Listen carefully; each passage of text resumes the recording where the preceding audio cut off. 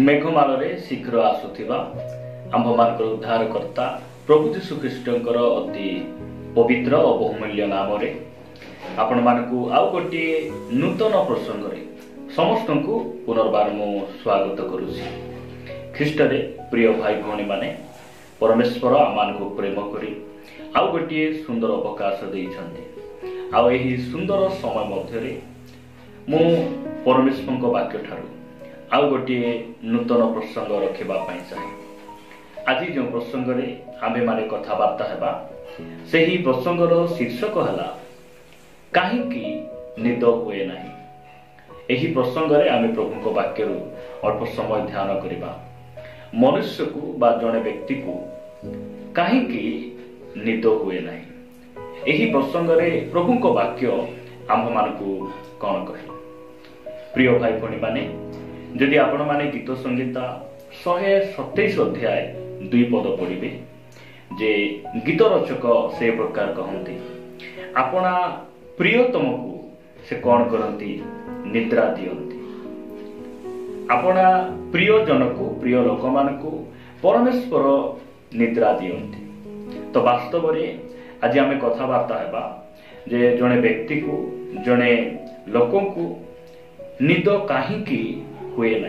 किछि दिन तले जने भाई ए प्रकार कहूथिले जे आमर जने भाई पाई आपण माने प्रार्थना करंतु तांकर 2 वर्ष हला तांकु निद हो नै। 2 वर्ष हलानी से भाई को निद हो नै। आपण माने प्रार्थना करंतु। प्रिय भाई भणी माने आज आमे वाक्यर आलोक रे अल्प समय ध्यान करी देखिबा जे वास्तव रे निद काहे कि हुए नै। ताहार 5टी कारण मु बाइबल ठारू रखिबा पई चाहे। प्रथम कारण आपण मान निकट रे मु रखिबा पई चाहे मो सहित आपण माने उपदेशक पुस्तक 5 अध्याय को आसीबे। उपदेशक 5 अध्याय 12 पद रे ए प्रकार लिखा जाए श्रमजीवी लोक अल्प बा बहुत खाइले हैं ताहार निद्रा सुखकर हुए मात्र धनवान रो पूर्णता ताहाकू निद्रा जीवाकू देव नाही।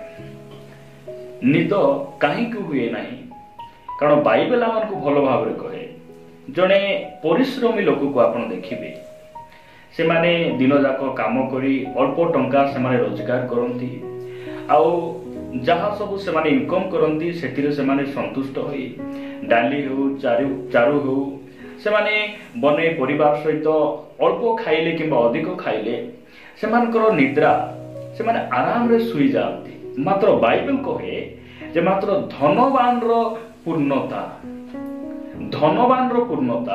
मनुष्य को निद्रा जीवाकू दिए नाही निद दिए नाही। सेति पाई प्रभु यीशु ख्रीष्ट कहिले जे जेउठारे धन सेही ठारे तुममानकर मन। एही कथा प्रभु यीशु ख्रीष्ट आमान को कहिले आ से आमान को सचेतन कले वास्तव रे धनी हेबा टंका उपार्जन करिबा पाप नुहे। आमे देखुचु जे आइबो उस देशर समस्तंक ठारू से नंबर 1 धनी व्यक्ति थिले। मात्र परमेश्वर निजे सर्टिफिकेट दियंती आइबों विषय रे कहंती जे पृथ्वीर समस्त लोक ठारू आइबो से सिद्ध थिले सरल थिले कुक्रिया त्यागकारी जने व्यक्ति थिले परमेश्वर को भय करिबा जने व्यक्ति थिले। धनवान हेबा धनी हेबा पाप नुहे किंतु परमेश्वरंक ठारू अधिक धन प्रति प्रेम करिबा धन प्रति दौड़ीबा धन प्रति आसक्त हेबा एहा पाप अटे। आ जते बेले जने मनुष्य धन प्रति तार प्रेम बढ़ी जाए लालायित हुए आ धनवान रो पूर्णता कोन करे नै निद्रा जीवाकू दिए नै। धनी माने राति रे सोई पारंती नै। टिके बिलेई घर को आसिले मूसा टिके कोनोसी थाली गिना टिके शब्द कले से माने को निद भागी जाए कारण आलमेरी रे टंका थाए आलमेरी रे सोना थाए से माने सोई पारंती नै। प्रिय भाई भणी माने प्रभु को नाम रे गौरव हो। आज आमे देखुचु जे निद काहे कि होई नै। एकमात्र कारण जे धनवान जेतेबेले धन पूर्ण हो जाए धन बढ़े दिन दिन को आउ मनुष्य जब धन प्रति आसक्त हो जाए आउ तार निद्रा सुखकर हुए ना। ମୁଁ ଆପଣମାନଙ୍କ ନିକଟରେ ଦ୍ୱିତୀୟ ବିଷୟ ରଖିବା ପାଇଁ ଚାହେଁ। ଦ୍ୱିତୀୟ ବିଷୟ ଆପଣମାନେ ମୋ ସହିତ ଦାନିଏଲ ପୁସ୍ତକକୁ ଆସିବେ। ଦାନିଏଲ ଭବିଷ୍ୟତ ବକ୍ତାଙ୍କ ପୁସ୍ତକ ଆପଣମାନେ 6 ଅଧ୍ୟାୟକୁ ଆସିବେ। ଦାନିଏଲ 6 ଅଧ୍ୟାୟ 18 ପଦ ମୁଁ ଆପଣ ସମସ୍ତଙ୍କ ନିମନ୍ତେ ପଢିବା ପାଇଁ ଚାହେଁ। ଲେଖାଯାଏ, ଏଉତାରେ ରାଜା ଆପଣା ଅଟ୍ଟାଳିକାକୁ ଯାଇ ଉପବାସରେ ରାତ୍ରି କ୍ଷେପଣ କଲା ଓ ବାଦ୍ୟଯନ୍ତ୍ରାଦି ତାହା ନିକଟକୁ ଅଣାଗଲା ନାହିଁ, ଆଉ ତାହାର ନିଦ୍ରା ନହିଲା। ରାଜାଙ୍କର ନିଦ ହଉନାହିଁ। ଆମେ ଦେଖୁଛୁ ଯେ ରାଜା ନବୁକଦ୍ନେସର ତାହାଙ୍କର ନିଦ ହଉନାହିଁ। କାହିଁକି ନିଦ ହଉନାହିଁ? ସେ ରାତି ଯାକ କିଛି ଖାଇନାହାନ୍ତି। ଜଣେ ବ୍ୟକ୍ତିର ନିଦ କାହିଁକି ହୁଏ ନାହିଁ? ଭୋକରେ ରହିବା ଯୋଗୁଁ, ଉପବାସରେ ରହିବା ଯୋଗୁଁ ଜଣେ ମନୁଷ୍ୟକୁ ନିଦ ହୁଏ ନାହିଁ। ରାଜା ନବୁକଦ୍ନେସର ଏଥିପାଇଁ ସେ ଭୋଜନ କରୁନାହାନ୍ତି, କାରଣ ଦାନିଏଲଙ୍କୁ ସିଂହ ଗର୍ତ୍ତରେ ପକାଯାଇଛି। ଆଉ ଯଦି ଆପଣମାନେ ଯଦି ସେହି 6 ଅଧ୍ୟାୟ ଦାନିଏଲ 6 ଅଧ୍ୟାୟ 14 ପଦ ପଢିବେ, ତହୁ ରାଜା ଏକଥା ଶୁଣି ଅତିଶୟ ଅସନ୍ତୁଷ୍ଟ ହେଲା। ପୁଣି ଦାନିଏଲଙ୍କୁ ଉଦ୍ଧାର କରିବା ପାଇଁ ତାଙ୍କ ବିଷୟରେ ମନୋଯୋଗ କଲା, ଆଉ ତାଙ୍କୁ ରକ୍ଷା କରିବା ପାଇଁ ସୂର୍ଯ୍ୟାସ୍ତ ପର୍ଯ୍ୟନ୍ତ ଯତ୍ନ କଲା। ରାଜାଙ୍କର ମନ ଦିନ ଯାକ ପୁରା ଖରାପ ଅଛି। ଦାନିଏଲଙ୍କୁ ସିଂହ ଗର୍ତ୍ତରେ ପକାଇବାର ରାଜାଙ୍କର ତିଳେ ମଧ୍ୟ ଇଚ୍ଛା ନାହିଁ। ଏହି ପ୍ରକାର ଅସନ୍ତୁଷ୍ଟ ମନରେ ରହି ରାତିରେ ସେ କିଛି ଖାଇଲେ ନାହିଁ। ସେଥିପାଇଁ କଣ ହଉନାହିଁ? ରାଜାଙ୍କୁ ନିଦ ହଉନାହିଁ। ପ୍ରିୟ ଭାଇ ଭଉଣୀ ମାନେ, ଆମେ ନିଦ ନ ହେବାର କାରଣ କଣ? ବାଇବେଲ ଆମମାନଙ୍କୁ କହେ ଯେ କିଛି ନ ଖାଇବାରୁ ଆମେ କଣ ହେଇଥାଉ? ଆମେ ଶୋଇପାରୁ ନଥାଉ। ସେଥିପାଇଁ ଆମକୁ ରାତିରେ ଶୋଇଲା ବେଳେ ଆମକୁ ନିଶ୍ଚିତ ଭାବରେ ଆମେ କିଛି ଖାଇବା ପୂର୍ବରୁ ପରମେଶ୍ୱରଙ୍କର ବାକ୍ୟକୁ ଆମେ ପଢିବାର ଅଛି। କାରଣ ବାକ୍ୟ ଈଶ୍ୱରଙ୍କର ସେହି ସ୍ୱର୍ଗୀୟ ଆହାର ଅଟେ, ଆମମାନଙ୍କର ଆତ୍ମିକ ଖାଦ୍ୟ ଅଟେ। ସେଥିପାଇଁ ପରମେଶ୍ୱର ଆମକୁ ଯାହା ଦେଇଛନ୍ତି ତାହାକୁ ଆମେ ଭୋଜନ କରିବାର ଅଛି। ଅନେକ ଭାଇ ଭଉଣୀ ମାନେ ସେମାନେ ଘରେ ଯାହା ଅଛି ସେଥିରେ ସେମାନେ ସନ୍ତୁଷ୍ଟ ନୁହନ୍ତି। ଆମିଷ ନ ଖାଇଲେ ସେମାନଙ୍କର ପେଟ ପୁରେ ନାହିଁ, ନିଦ ହୁଏ ନାହିଁ। ଏ ପ୍ରକାର ଅନେକ ଭାଇ ଭଉଣୀ ମାନେ ସେମାନେ ପ୍ରତିଶ୍ରୁତି ଦିଅନ୍ତି। ପ୍ରିୟ ଭାଇ ଭଉଣୀ ମାନେ, ଠିକ ସମୟରେ ଆମେ ଖିଆପିଆ କରିବାର ଆବଶ୍ୟକ ରହିଛି। ନହେଲେ ଆମକୁ କଣ ହେବ ନାହିଁ? ନିଦ ହେବ ନାହିଁ। କାରଣ ରାଜା ରାତି ଯାକ କିଛି ଖାଇଲେ ନାହିଁ, ଆଉ ତାଙ୍କୁ ନିଦ ନହେଲା। ବାଇବେଲ ଏହା ଆମମାନଙ୍କୁ କହେ। ମୁଁ ଆପଣମାନଙ୍କ ନିକଟରେ ତୃତୀୟ ବିଷୟ ରଖିବା ପାଇଁ ଚାହେଁ। ଆପଣମାନେ ତୃତୀୟ ବିଷୟ ଦେଖିପାରିବେ ଆଦି ପୁସ୍ତକ। ଏହା ହେଉଛି ତୃତୀୟ କାରଣ। ଆଦି ପୁସ୍ତକ 31 ଅଧ୍ୟାୟ 39 ଆଉ 40 ପଦ ମୁଁ ଆମ ସମସ୍ତଙ୍କ ନିମନ୍ତେ ପଢିବା ପାଇଁ ଚାହେଁ। ଲେଖାଯାଏ, ବରଞ୍ଚ ହିଂସକ ଜନ୍ତୁ ଯାହାକୁ ଖଣ୍ଡିଆ କଲା ତାହା ସୁଦ୍ଧା ତୁମ କତିକି ଆଣିଲି ନାହିଁ। ସେ କ୍ଷତି ଆପେ ସହିଲି। ଦିନରେ ଚରି ଯାଉ କି ରାତିରେ ଚରି ଯାଉ, ତାହା ତୁମେ ମୋ ହାତରୁ ନେଲ। ଦିନରେ ଖରା, ରାତିରେ କାକର ମୋତେ ଗ୍ରାସ କଲା। ମୋ ଆଖିରୁ ନିଦ ପଳାଇଗଲା। ଏହିପରି ମୁଁ ଥିଲି। ପ୍ରିୟ ଭାଇ ଭଉଣୀ ମାନେ, ଏହା ଆମେ ଏହି ବାକ୍ୟ ଯାହା ଯାକୁବଙ୍କ ବିଷୟରେ ଆମେ ପଢୁଛୁ। ଯାକୁବ ଯେତେବେଳେ ଆପଣାର ମାମୁଁ ଲାବନର ଘରକୁ ସେ ଗଲେ, ସେ ଲାବନଙ୍କର 2ଟି ଝିଅ ପାଇଁ ସେ 14 ବର୍ଷ ଦାସତ୍ୱ କର୍ମ କରିଥିଲେ ଏବଂ ପଶୁ ଛେଳି ମେଣ୍ଢା ନିମନ୍ତେ ସେ 6 ବର୍ଷ ଦାସତ୍ୱ କର୍ମ, ଏପରି 20 ବର୍ଷ ଆପଣ ମାମୁଁ ଘରେ ସେ ଦାସତ୍ୱ କର୍ମ କରୁଥିଲେ। କାହିଁକି? ନିଜର ଦାୟିତ୍ୱକୁ ତୁଳେଇବା ପାଇଁ। ପ୍ରିୟ ଭାଇ ଭଉଣୀ ମାନେ, ଅନେକ ସମୟରେ ଆମକୁ ନିଦ ହୁଏ ନାହିଁ। ଯେଉଁ ସମୟରେ କିଛି ଦିନ ତଳେ ଆମ ଚର୍ଚ୍ଚର ଉପାସନା ଚର୍ଚ୍ଚ ପୂଜାରୀପୁର ଆମର ପୁଅ ଝିଅମାନେ ସଣ୍ଡେ ସ୍କୁଲ ଗୋଟେ କଲଚରାଲ ପ୍ରୋଗ୍ରାମ ଗୋଟେ କରିଥିଲେ।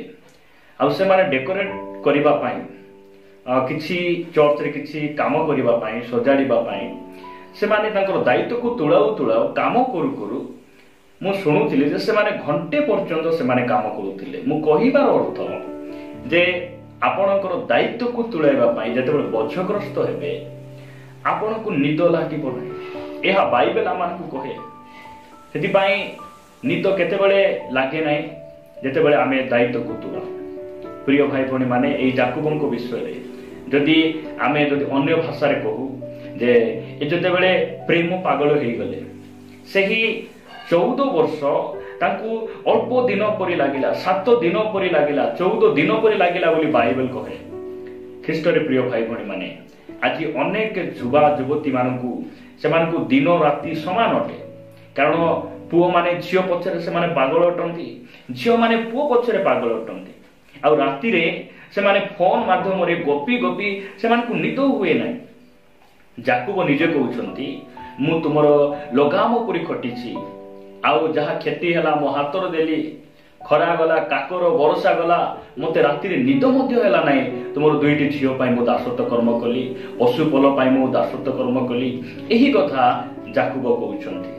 ପ୍ରିୟ ଭାଇ ଭଉଣୀ ମାନେ, ଯଦି ଆଜି ଅନେକ ବ୍ୟକ୍ତିମାନଙ୍କୁ ନିଦ କାହିଁକି ହେଉନାହିଁ? କାରଣ ସେମାନେ ମୋବାଇଲ ପଛରେ ପାଗଳ ଅଟନ୍ତି, ଫେସବୁକ୍ ପଛରେ ପାଗଳ ଅଟନ୍ତି, ହ୍ୱାଟ୍ସଆପ୍ ଆପ୍ରେ ସେମାନେ ବିଜି ଅଟନ୍ତି, ଚାଟିଂ କରିବାରେ, ଅନ୍ୟମାନଙ୍କ ସହିତ କଥା ହେବାରେ। ସେଥିପାଇଁ ସେମାନଙ୍କୁ ନିଦ ହୁଏ ନାହିଁ। ଏହା ବାଇବେଲ ଆମକୁ ସ୍ପଷ୍ଟ ଭାବରେ କହେ। ପ୍ରିୟ ଭାଇ ଭଉଣୀ ମାନେ, ମୁଁ ଆପଣମାନଙ୍କ ନିକଟରେ 4ର୍ଥ ବିଷୟ ରଖିବା ପାଇଁ ଚାହେଁ। 4ର୍ଥ ବିଷୟ, ଆପଣମାନେ ସେହି ଦାନିଏଲ ପୁସ୍ତକକୁ ଆସିବେ। 4ର୍ଥ ବିଷୟ ଦାନିଏଲ ପୁସ୍ତକ 2 ଅଧ୍ୟାୟ 1 ପଦ। ଦାନିଏଲ ପୁସ୍ତକ 2 ଅଧ୍ୟାୟ 1 ପଦରେ ଲେଖାଯାଏ, ଅନନ୍ତର ନବୁକୁଦନେସ୍ତରର ରାଜତ୍ୱର 2ୟ ବର୍ଷରେ ନବୁକୁଦନେସ୍ତର ସ୍ୱପ୍ନ ଦେଖିଲା। ତହିଁରେ ତାହାର ଆତ୍ମା ଉଦ୍ବିଗ୍ନ ହେଲା ଓ ତାହାର ନିଦ୍ରା ଭଗ୍ନ ହେଲା। ନିଦ ଭାଙ୍ଗିଗଲା। କାହାର? ରାଜା ନବୁକୁଦନେସ୍ତରଙ୍କର ନିଦ ଭାଙ୍ଗି ଯାଉଛି। କାହିଁକି ନିଦ ଭାଙ୍ଗୁଛି? କାରଣ ସେ ଗୋଟେ ସ୍ୱପ୍ନ ଦେଖୁଛନ୍ତି, ଆଉ ସେ ସ୍ୱପ୍ନ ମାଧ୍ୟମରେ ସେ ଭୟଭୀତ ହେଇଯାଉଛନ୍ତି, ଆଉ ଉଦ୍ବିଗ୍ନ ହେଉଛନ୍ତି, ନିଦ ଭାଙ୍ଗି ଯାଉଛି। ଆମେ ଠିକ ସେହିପରି କିଛି ଆମେ ସ୍ୱପ୍ନ ଦେଖୁ, ଯେଉଁ ସ୍ୱପ୍ନ ଦ୍ୱାରା ଆମକୁ ଭୟ ଲାଗେ, ଡର ଲାଗେ, ଆଉ ସେଇ ସ୍ୱପ୍ନ ମାଧ୍ୟମରେ ଆମର ନିଦ କ'ଣ ହେଇଯାଏ? ଭାଙ୍ଗିଯାଏ। ବେଳେବେଳେ ଆମେ ଅନେକଙ୍କ ଠାରୁ ଶୁଣିଛୁ ଯେ ରାତି ମୁଁ ଗୋଟିଏ ସ୍ୱପ୍ନ ଦେଖିଲି, ଆଉ ମତେ ସକାଳ 4ଟା 5ଟା ପର୍ଯ୍ୟନ୍ତ ବିଲକୁଲ ମୁଁ କେତେ ଆଖି ବୁଜି ଚେଷ୍ଟା କଲି, ମାତ୍ର ମତେ ନିଦ ହେଲା ନାହିଁ। ପ୍ରିୟ ଭାଇ ଭଉଣୀ ମାନେ, ରାଜା ନବୁକୁଦନେସ୍ତର ଯେଉଁ ସ୍ୱପ୍ନ ଦେଖିଲେ, ସେ ସ୍ୱପ୍ନ ମଧ୍ୟ ସେ ଭୁଲିଗଲେ। ପରମେଶ୍ୱର ସେ ସ୍ୱପ୍ନକୁ ଲୁଚେଇ ଦେଲେ, ଆଉ ପରମେଶ୍ୱରଙ୍କର ଦାସ ଦାନିଏଲ ସେଇ ସ୍ୱପ୍ନକୁ ସେ କହିଲେ, ଆଉ ସ୍ୱପ୍ନର ଅର୍ଥ ମଧ୍ୟ କହିଲେ। ସେଥିପାଇଁ ନିଦ ନ ଆସିବାର କାରଣ, ଏଇସବୁ କାରଣରୁ ଜଣେ ବ୍ୟକ୍ତିକୁ କ'ଣ ହୁଏ ନାହିଁ? ନିଦ ହୁଏ ନାହିଁ। ଶେଷ କଥା କହି ମୁଁ ସମାପ୍ତ କରିବା ପାଇଁ ଚାହେଁ। ଆପଣମାନେ ମୋ ସହିତ ଏଷ୍ଟର ପୁସ୍ତକକୁ ଆସିବେ। ଏଷ୍ଟର 6 ଅଧ୍ୟାୟ 1 ପଦ। ଏଷ୍ଟର 6 ଅଧ୍ୟାୟ 1 ପଦରେ ପ୍ରକାର ଲେଖାଯାଏ, ସେହି ରାତ୍ରିରେ ରାଜା ଶୋଇପାରିଲା ନାହିଁ। ସେହି ରାତ୍ରିରେ ରାଜା ଶୋଇପାରିଲା ନାହିଁ। ଏଣୁ ସେ ସ୍ମରଣୀୟ ଇତିହାସ ପୁସ୍ତକ ଆଣିବାକୁ ଆଜ୍ଞା ଦେଲା। ପୁଣି ତାହା ରାଜା ସାକ୍ଷାତରେ ପାଠ କରାଗଲା। ଲେଖାଯାଏ, ସେହି ରାତ୍ରିରେ। କେଉଁ ରାତ୍ରିରେ? ଯେଉଁଦିନ ହାମନ ଜିହୁଦୀ ଲୋକମାନଙ୍କୁ ବା ମର୍ଦ୍ଦକ୍ୟକୁ ଫାଶୀ ଦେବା ପାଇଁ ଗୋଟିଏ ଫାଶୀ କାଠ ସେ ତିଆରି କରୁଛି। ଫାଶୀ କାଠ ସେ ଏକ 50 ହାତ ଉଚ୍ଚର ଫାଶୀ କାଠ ତିଆରି କରୁଛି ଯେ ଜିହୁଦୀ ମର୍ଦ୍ଦକ୍ୟକୁ ଫାଶୀ ଦେବା ପାଇଁ। ଏହି କଥା ଯେତେବେଳେ ରାଜା ଶୁଣୁଛନ୍ତି, ତାହାଙ୍କୁ ସେଇ ରାତ୍ରିରେ କ'ଣ ହେଉନାହିଁ?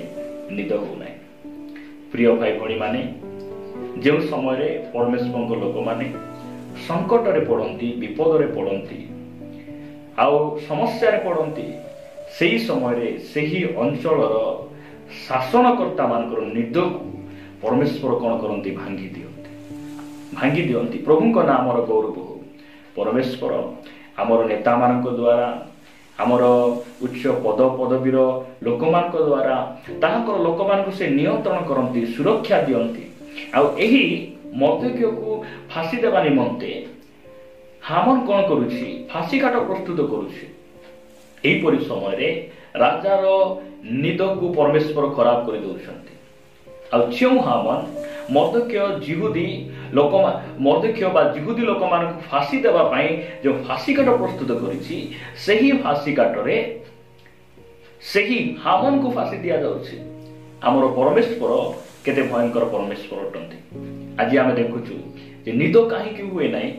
ବାଇବେଲରୁ ଆମେ ଧ୍ୟାନ କଲୁ ଯେ ପ୍ରଥମ କାରଣ ଧନର ପୂର୍ଣ୍ଣତା ଯୋଗୁଁ, ଧନ ବୃଦ୍ଧି ପାଇବାରୁ, ଧନ ପ୍ରତି ଆସକ୍ତ ହେବାରୁ ଗୋଟେ ମନୁଷ୍ୟକୁ ନିଦ ହୁଏ ନାହିଁ।